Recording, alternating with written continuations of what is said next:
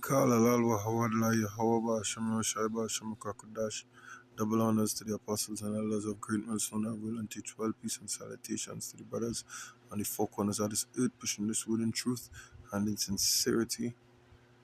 To the brothers risking their lives now more so than ever to do so. Shalom. It was a short, should be short, straight to the point, impromptu video though. Because I was on the cutting field and the line of work I do, you don't really get downtime. So when the thought comes, I don't hope it's sick. Redemption on the mind, man. Redemption on the mind. Because this can't be it. I've ever seen others say when I can feel, I say, all this just a dead, but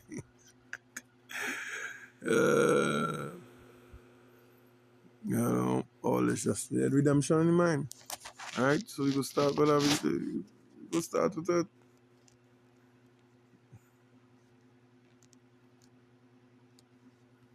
Alright, big out the predictive text. 1 Peter 4 and 18. It says, I will start at 17. For the time has come that judgment must begin at the house of power. And if it first begin at us, what shall the end be of them that will be not the gospel? Right? What the end will be like?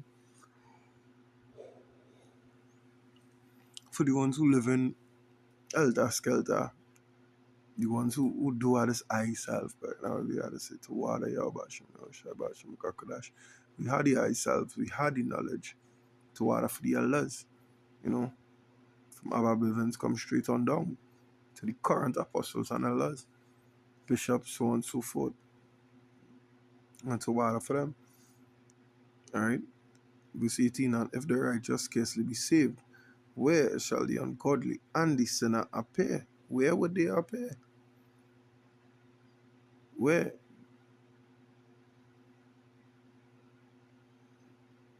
Alright? Now I'm going to, it is in second Esdras, but I don't really remember where right now.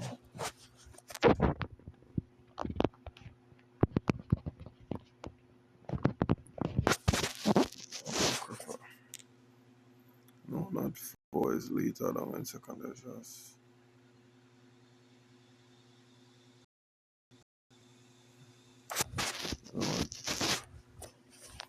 I'm type it in like this.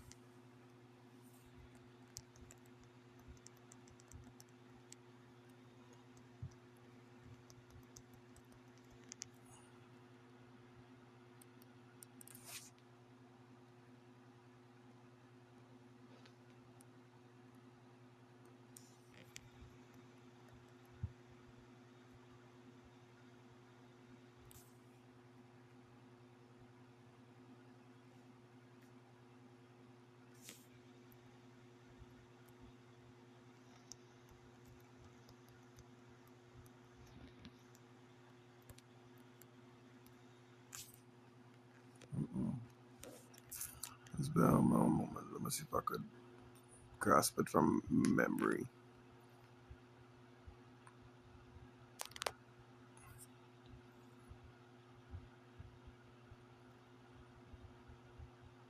That is it, yeah, man. To what I about to say. Right, it says, 2 Esdras 9 and 13, and therefore be thou not curious how the ungodly shall be punished, and when, but inquire how the righteous shall be saved. Whatever I type in, I don't know why that come up, nevertheless. Right?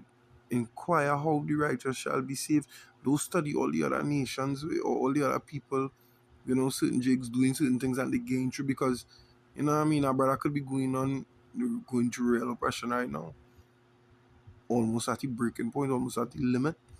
See, like, this should go back out into the world, you know what I mean? I mean, have to be strong, especially in this time. Especially in the time we enter in as well. Well, I mean, the time's on here, it's just not, it's just not global as yet, per se. Alright? But hey, you had to be strong, boy. You had to be strong, you had a whole lot of faith. For real, you had a whole lot of faith more now so than ever before. Because the water's getting choppy. Times getting harder. The people are getting more evil. You know what I mean? The fire's being poured out, more wicked spirits roaming. So you had to appease the creator. You had to do what he said more now so than ever, by. Right? I read it over. It says, and therefore be not thou curious how the ungodly shall be punished, and when, but inquire how the righteous shall be saved, whose the world is, and for whom the world is created. So it's redemption not on your mind. Don't worry about the judgment of them who ain't have time. You know, talk about the scriptures talk about the infidelity of them. Don't let that bother you. Infidelity means unbelief. Right? You go to your brother, hey boy, XYZ is the sin. You know what I mean? The Lord name is XYZ.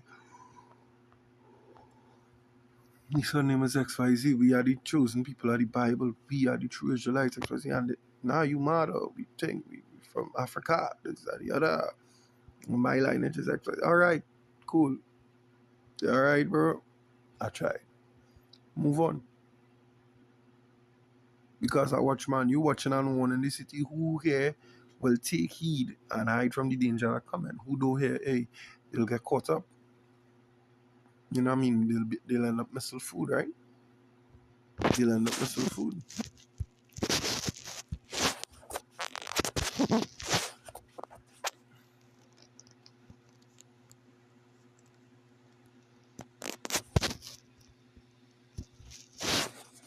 Luke 21 and 28. It says, and when these things begin to come to pass, then look up and lift up your heads, for your redemption draweth nigh. We redemption draweth nigh. As hard as the place is, as at your limit as you think you are. You know what I mean? Just when you think you can't take no more, you gotta take some more. Right? According to our brother, you should not sin. Inside joke. You gotta take more. You know? Because being a man Lord is blame yourself first. You know what I mean? We didn't have a king, we wanted a king. But it's alright. No problem. Give me the ordinance of the king. King go off, the people go off. Alright, cool. Come. You say what going on. Deuteronomy 28. 1 to 14, no problem. For the followers say, take heed, listen to my voice. These are the blessings. However, on the flip side, in verse 15 to 68, all these things is the curses that will fall upon you all. And when you go through that chapter from verse 16 to 58, 68 select here. Only one ethnic group of people comes to mind when you read it out. You know, if you sit down and think about what type of people does behave like this today, or what type of people possess these attributes currently in modern times. There's only one sect of people possessed that by.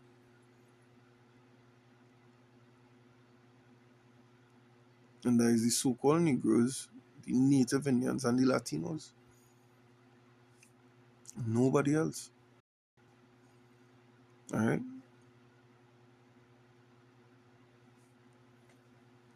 Nobody else. And that's why we had to face what we had to face, and that is why we had to work even harder toward redemption. We had to work harder towards it, right?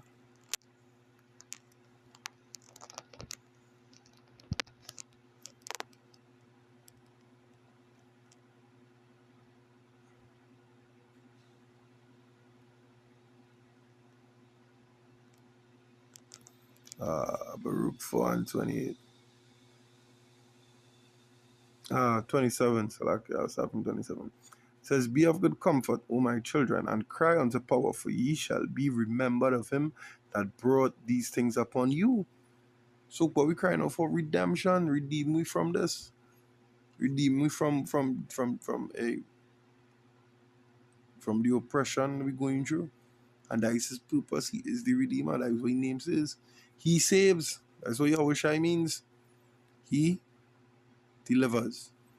In other words, he saves. That is literal, the literal meaning. He delivers. You know what I mean? Verse 28, for as it was your mind to go astray from power, so being returned, seek him 10 times more. For he that brought these plagues upon you shall bring you everlasting joy with your salvation. Yeah, I mean, he go bring everlasting joy with your salvation. I'm gonna just jump in this precept quick. I'm gonna just precept on the side of this precept. A little side piece on this one here. Where am I going? Oh my goodness. The book of Romans 10 from 1. It says, brethren, my heart's desire and prayer to power for Israel is that they might be saved.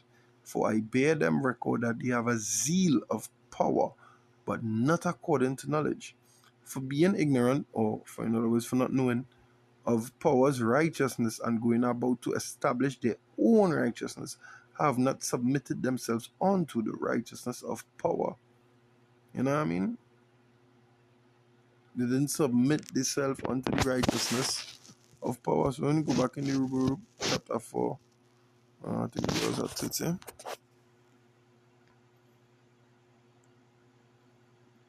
Yeah.